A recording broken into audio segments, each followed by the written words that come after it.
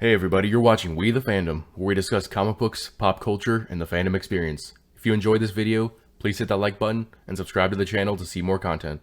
How's it going everybody? Jacob here at We the Fandom, and in today's video, we're going to be talking about how Disney Marvel's desire to depict a quote-unquote realistic version of the Marvel Universe has changed their characters and storylines for the worse in my opinion. The idea for this video came from a tweet by a guy named Marcus who said, "Marvel, we want to show what's outside your window. Everyone, where the fuck do you live, Marvel?" Normally I don't endorse people on social media, but you should follow this guy, at LinwoodSQ. But his tweet made me think about that common saying among Marvel, beyond just the fact that there are crazy, fantastical things that happen like magic and cosmic gods. It's a simple idea, and yet it's something that people from Marvel Studios, as well as the publishing arm, have been using as an excuse to promote activism in their comics, as well as the movies and TV lately. But that isn't what it always used to mean. Marvel being the world right outside your window used to mean that you would have less powerful heroes as opposed to the many of the godlike characters that exist in DC. This would also be demonstrated in the more grounded personalities and morals of the characters from these two publishers. More often than you would think, Marvel heroes and anti-heroes would kill, and while they would be usually remorseful, they didn't live by the same strict no-killing rule that characters in the DC universe seem to live by. DC has always been far more idealistic in their stories, whereas Marvel tends to be more realistic, with exceptions of course. Now both Marvel and DC have touched on real-world topics such as drug use, war, discrimination, but the political message wasn't made to be the point of the comic itself.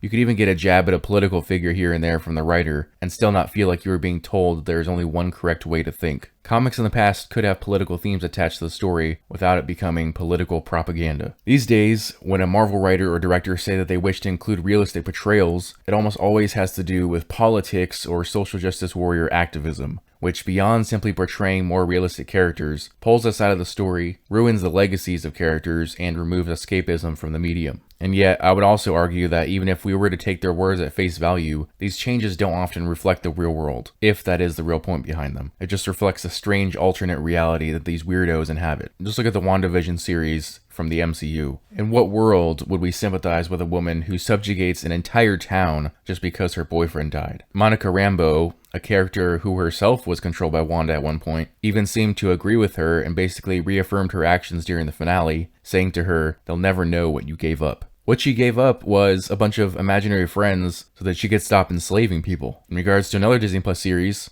The Falcon and the Winter Soldier, how in 2021 would it be unreasonable for America to accept a black Captain America, as they mentioned multiple times throughout the series? Especially when you think about the fact that America elected a black president 13 years ago and re-elected him. There was a Captain America story back in the 80s that had this idea, Captain America issue 333, where Steve Rogers had stepped down from the mantle and the government was trying to figure out who to replace him. It was actually a black member of the committee who mentioned Sam Wilson, but also said that America wouldn't be ready for a black Captain America. Now that story came out in 1987, and it might make more sense back then, but hearing Sam Wilson say that in a show taking place in modern day was an absolute joke. If Captain America were real today, the government would be dancing at the chance to give that role to a black man to show off how much they care about diversity, at least until that identity group became less fashionable. The writer's attitude of viewing so much of the world through race also ignores why people actually don't want Sam Wilson to be Captain America in the first place. Sure, there may be some racist fans out there, but for the majority, I would say we just don't want to see anybody but Steve Rogers as Captain America. They also spent a large portion of that show trying to humanize a group of terrorists who, by the way, seemed to have no clear plan during the series. They were just killing people or threatening to kill people because they believed that they had been treated unfairly. During Sam's big speech in the final episode, he even harps on the idea that the GRC should stop calling the Flag Smashers terrorists, even though that's exactly what they are. Oh, and what about Loki? Seemingly a beloved character gets his own series, and they spend most of it propping up the women of the show. Yeah, women can do stuff, we get it, but usually if you need to bring a male character down to make a female character look better, then that female character wasn't that capable or interesting in the first place.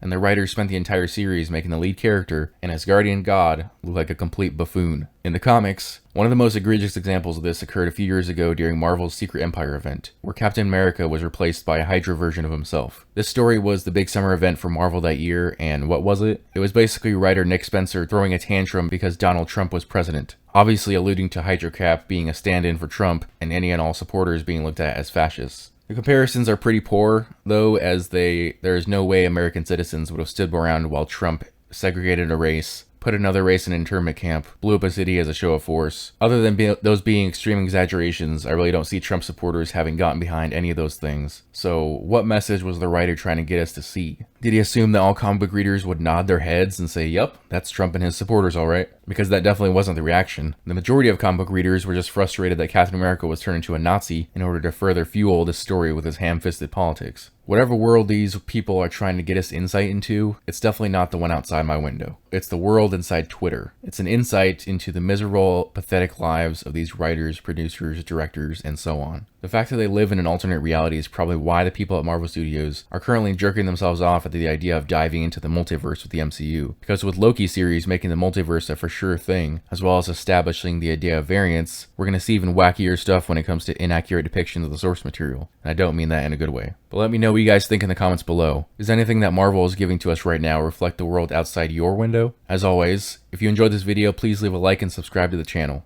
Also hit that notification bell so you never miss a new video. I'll see you all next time. Bye.